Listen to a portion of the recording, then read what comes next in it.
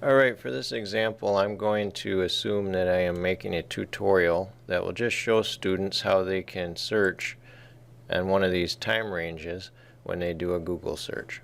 It's a very simple tutorial, and I am going to do it right here in a document, and what I want to do is paste a picture here that will help them clearly see where they should click.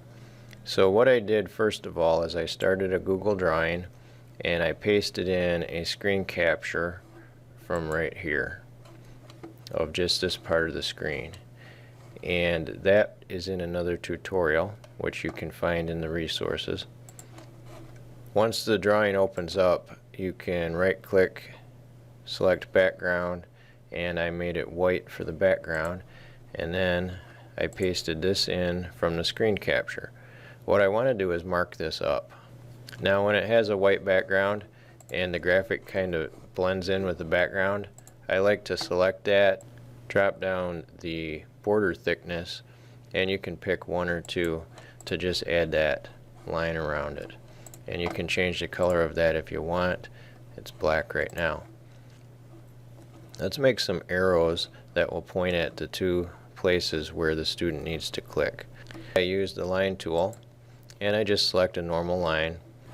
Usually I try to draw the line as if you're coming from the center of the screen, and that button is roughly in the middle of the screen. So let's make that line thicker.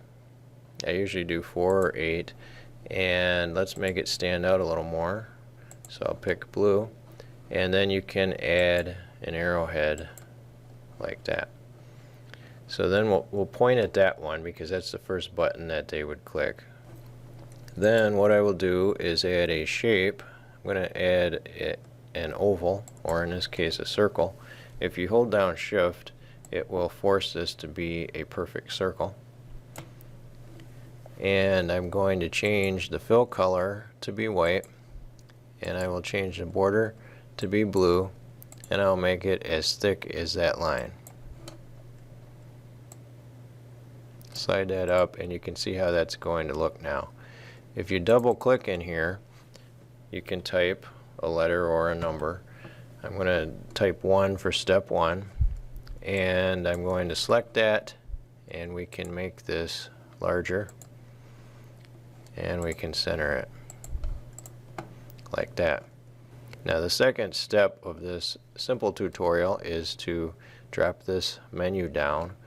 Rather than make those lines in that circle again, what I usually do is I just select both parts, and I will copy that, then paste it, and slide it over here. Now again, I like my arrows to come from the center, so I'm going to grab that and point it over here like that, and move that circle. If we double click in here, we can change that 1 to a 2. Now I've got my picture ready. I want to paste this into this written tutorial. So to do that, I'm going to have to capture this again, and the way that you capture this depends on what device you're on. I'm on a Windows computer, so I will be using the snipping tool. Click New. However you do this on your device to select it, try to select it pretty close to the edge of the graphic that you want to grab. I will copy that. Then I can go over to my document and just paste it right here. I can resize it. So you can see it has step 1 and step 2 with the arrows pointing to those buttons so the students can clearly follow the directions.